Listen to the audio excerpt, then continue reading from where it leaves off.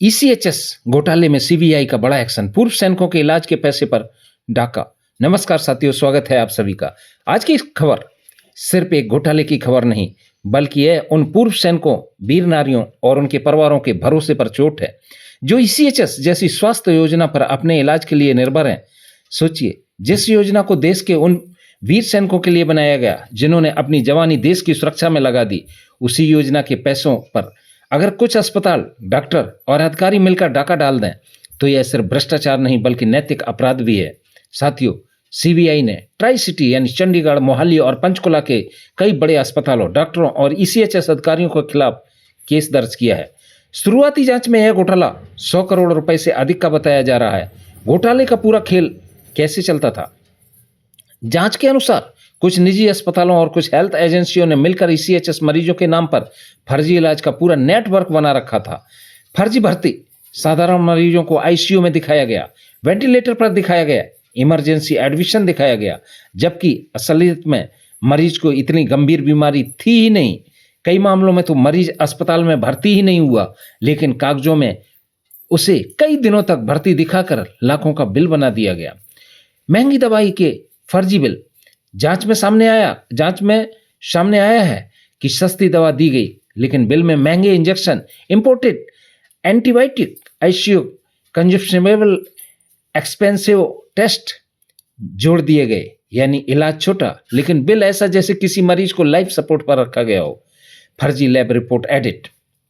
सबसे चौंकाने वाली बात यह है कि सीबीआई को डायग्नोस्टिक सेंटर से फर्जी stamp, digital signature, edit test report, hard disk data, पुरानी रिपोर्ट, कॉपी पेस्ट फाइल मिले हैं। जांच में यह भी सामने आया है कि पुरानी रिपोर्ट को एडिट करके नए मरीज के नाम से अपलोड किया जाता था। यानी बीमारी भी नकली, इलाज भी नकली और बिल भी सरकारी पैसों से असली। किन लोगों पर कार्रवाई हुई? मीडिया रिपोर्ट्स के मुताबिक कार्रवाई की जद में धर्म हॉस्पिटल, केयर हॉस्पिटल, मंथन हेल्थ केयर, कई डॉक्टर, बिलिंग क्लर्क, कुछ ईसीएचएस अधिकारी। सबसे बड़ी बात यह है कि अगर ईसीएचएस के अंदर बैठे अधिकारी शामिल पाए गए तो यह मामला और बड़ा हो सकता है, क्योंकि बिना इंटरनल अप्रूवल इतने बड़े क्लेम पास होना मुश्किल है। नेटवर्क पूरे नॉर्थ इंडिया में है। सीबीआई को शक है कि यह फर्जीवाड़ा सिर्फ ट्राई सिटी तक सीमित नहीं था। पंजाब, हरियाणा, हिमाचल और चंडीगढ़ के मरीजों का रिकॉर्ड सामने आया। यानी यह पूरे उत्तर भारत का मेडिकल बिलिंग रैकेट हो सकता है। अगर पिछले कई सालों से क्लेम्स रीओपन हुए तो रकम 100 करोड़ से ज़्यादा निकल सकती है। सबसे बड़ा नुकसान किसका? साथियों, सबसे बड़ा नुकसान उन लोगों का है जो सच में इलाज के हकदार हैं। एक्स सर्विसमैन, वीर नारियां, डिपेंडेंट पेरेंट्स, पेंशनर। ऐसे घोटालों की वजह से जेन्युइन पेशेंट के क्लेम भी डिले होते हैं। अच्छे हॉस्पिटल भी शक के घेरे में आ जाते हैं। और सबसे दुख की बात यह है कि जिस फंड से एक बुजुर्ग फौजी का इलाज होना चाहिए, उसी फंड को लूट लिया गया। आगे क्या होगा?